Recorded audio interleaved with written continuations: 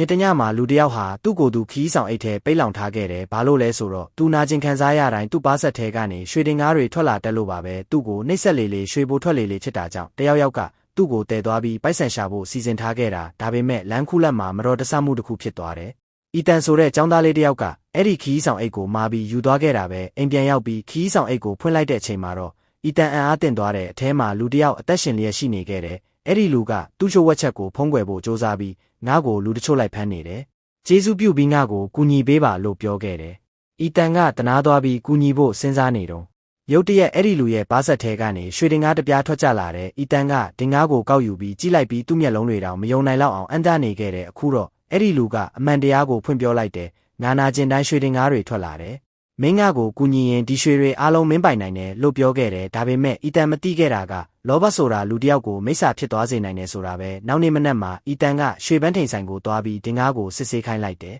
ဆိုင်ရှင်ကဒါဟာရွှေစစ်ပဲဒေါ်လာ900လောက်တန်တယ်လို့ပြောလိုက်တဲ့အချိန်မှာအီတန်ရဲ့မျက်လုံးတွေဟာလောဘနဲ့တောက်ပလာခဲ့တယ်သူချက်ချင်းအိမ်ပြန်ပြေးပြီးသူငယ်ချင်းရန်ရန်ကိုခေါ်လာခဲ့တယ်ဒါပေမဲ့အိမ်ရောက်တဲ့အခါအီတန်ရဲ့ရေးစားမီယန်ကကြောက်လန့်ပြီးရက်နေခဲ့တယ်ခီးဆောင်အိတ်ထဲကလက်ချောင်းတွေထွက်နေတာမြင်လိုက်ရလို့လူတက်မှုဖြစ်ပြီလို့ထင်နေခဲ့တာအီတန်ကခီးဆောင်အိတ်ကိုဖွင့်လိုက်တော့အဲ့ဒီလူအသက်ရှင်နေသေးတယ်ဒါပေမဲ့ရန်ရန်ကတော့ရွှေကိုမြင်ပြီးစိတ်လုံးဝပြောင်းလဲသွားပြီသူခီးဆောင်အိတ်ကိုလေကားပေါ်ကနေပစ်ချလိုက်တယ်အဲ့ဒီလူနာကျင်သွားတဲ့အချိန်မှာရွှေတင်ကားတွေနေရာအနှံ့ပြန့်ကျဲသွားခဲ့တယ်အခုတော့သူတို့3ယောက်စလုံးရွှေကိုပဲမြင်တော့တယ်လူတယောက်အသက်ရှင်နေတာကိုတော့မစင်စားတော့ဘူးအစပိုင်းမှာတော့သူတို့အိမ်ငါးကတွေပေးတယ်အစားကောင်းတွေစားတယ်ဇိမ်ခံပစ္စည်းတွေဝယ်တယ်ဒါပေမဲ့လောဘကအဖြည်းဖြည်းသူတို့ကိုမိစ္ဆာဖြစ်လာစေခဲ့တယ်ရွှေပိုရဖို့အဲ့ဒီလူကိုနှိပ်စက်တယ်လက်နဲ့ရိုက်တယ်ကျိုးနဲ့ကြည့်တယ်နောက်ဆုံးလျက်စစ်ရှော့တောင်လှုပ်လာခဲ့ကြတယ်အဲ့ဒီလူရဲ့ခန္ဓာကိုယ်ပိုပြီးပျက်စီးလာပေမဲ့သူကတော့ဘာမှမတားဆီးခဲ့ဘူးဒီနေ့မှာအီတန်ရုတ်တရက်နောင်တရလာတယ်တော်ပြီဒီလူကိုလွတ်ပေးတင်တယ်လို့ပြောလိုက်တယ်ဒါပေမဲ့ရန်ရန်နဲ့မီယန်ကမရက်ချင်တော့ဘူးရွှေကသူတို့ကိုလုံးဝထိန်းချုပ်သွားပြီးရန်ရန်က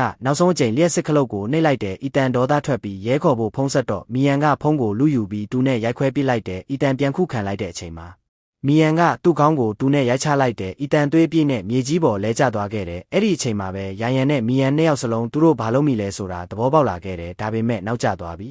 သူတို့ပိုက်ဆံတွေယူပြီးထွက်ပြေးဖို့ပြင်နေတုန်းခီးဆောင်အိတ်ထဲကလူတက်ရှူနေသေးတာကိုတွေ့လိုက်ရတယ်နောက်ထပ်ရွှေနေနေပဲယူရအောင်ဆိုပြီးသူတို့ထက်နှိပ်ဆက်ဖို့စ조사လိုက်တယ်ဒါပေမဲ့ဒီတစ်ခါတော့အဲ့ဒီလူရဲလိုက်တယ်သူ့မျက်လုံးတွေရွှေရောင်တောက်လာပြီးအခန်းထဲမှာမီးနဲ့တဲ့မီးခိုးတွေပြည့်နှက်လာခဲ့တယ်ခဏအတွင်းမှာပဲသူ့ခန္ဓာကိုယ်ကလူမဟုတ်တော့ပဲမိစ္ဆာတကောင်လိုပြောင်းလဲသွားခဲ့တယ်ရန်ရန်နဲ့မီယန်နှစ်ယောက်စလုံးထွက်ပြေးဖို့စ조사ခဲ့ပေမဲ့နောက်ကျသွားခဲ့ပြီဖြစ်တယ်